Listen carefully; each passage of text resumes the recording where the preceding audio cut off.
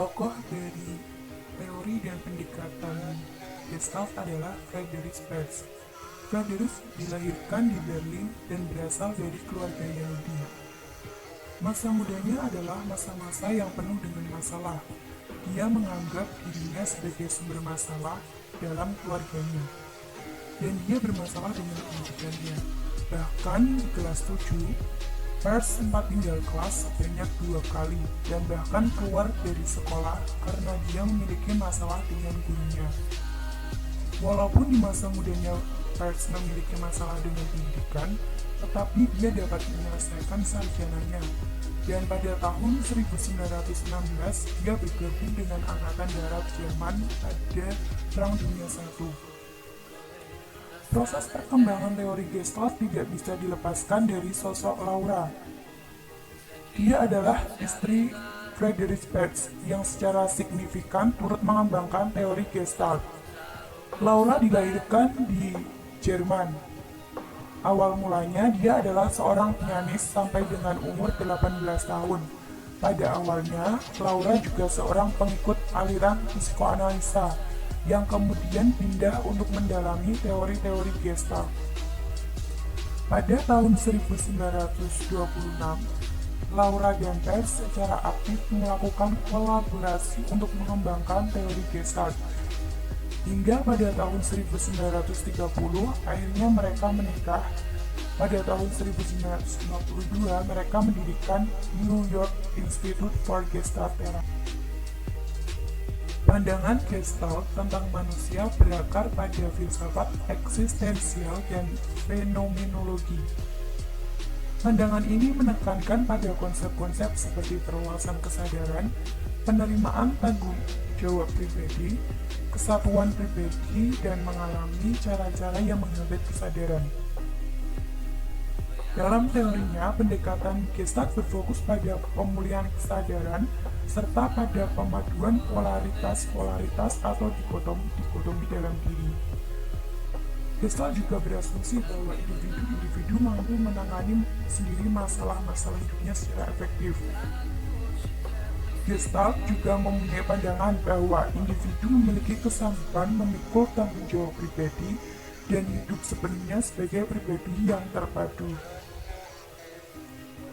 Konsep dasar dari teori dan pendekatan Gestalt yaitu yang pertama, bahwa pendekatan konsep ini memandang manusia dalam kehidupannya selalu aktif sebagai suatu keseluruhan, bukan hanya terdiri dari organ-organ seperti hati, jantung, otak, dan sebagainya, melainkan merupakan suatu koordinasi semua bagian tersebut.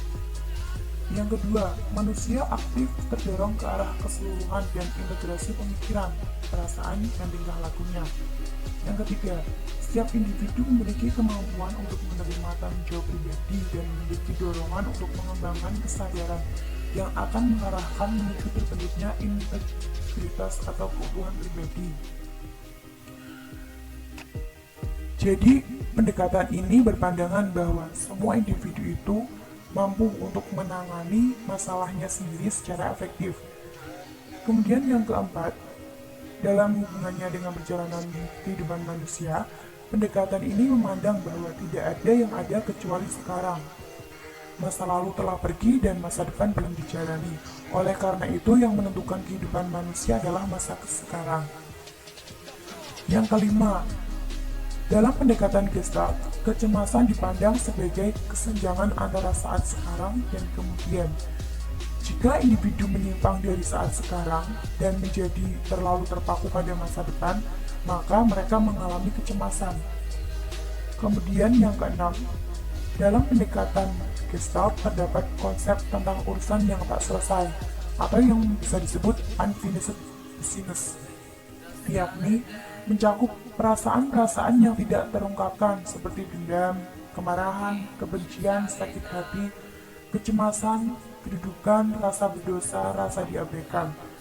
Meskipun tidak bisa diungkapkan, perasaan-perasaan itu diasosiasikan dengan ingatan-ingatan dan fantasi-fantasi tertentu. Karena tidak terungkapkan di dalam kesadaran, perasaan-perasaan itu tetap tinggal pada latar belakang dan dibawa pada kehidupan sekarang dengan cara-cara yang menghambat hubungan yang efektif dengan dirinya sendiri dan orang lain. Urusan yang tak selesai itu akan bertahan sampai ia menghadapi dan menangani perasaan-perasaan yang tak terungkapkan itu. Salah satu teknik yang terkenal dari teori dan pendekatan Gestalt yaitu empathy chair. Empathy chair memiliki beberapa karakteristik, yaitu sebagai berikut. Yang pertama, menekankan pada kesadaran di sini dan sekarang, here and now awareness. Yang kedua, diselesaikan dengan aspek what and how, apa dan bagaimana. Dan yang ketiga, kebanyakan digunakan untuk menyelesaikan masalah unfinished business atau urusan-urusan yang belum selesai. Yang keempat, dilakukan dengan mengutamakan permainan dialog antar konseli yang menggambarkan kekuatan dirinya dan dengan tuntutan-tuntutan yang didapatnya dari orang-orang yang penting dalam hidupnya. Yang kelima, digunakan untuk menyelesaikan introyeksi yang masih tertunda dan belum bisa diselesaikan. Yang keenam, berusaha untuk meningkatkan kesadaran individu secara penuh dengan mengajak individu mengalami kembali apa yang sebelumnya tidak ingin dialami atau diingkari. Yang ketujuh, boleh mengungkapkan kata-kata kasar asalkan bisa membantu konseli untuk meningkatkan kesadarannya. Yang kedelapan, konseli boleh berekspresi seperti apapun terhadap kursi kosong yang diumpamakan sebagai kekuatan top dog dan underdog yang menjadi sumber masalah dalam kehidupannya. Jadi pada teknik empathy chair itu ada 2 kursi kosong di mana nantinya konseli disuruh untuk mempraktekkan menjadi antara 2 orang yang berkonflik, yaitu dirinya sendiri dan dengan lawan konfliknya. Di situ konseli bisa mengungkapkan perasaan-perasaannya atau emosi-emosinya yang tidak bisa dikeluarkan.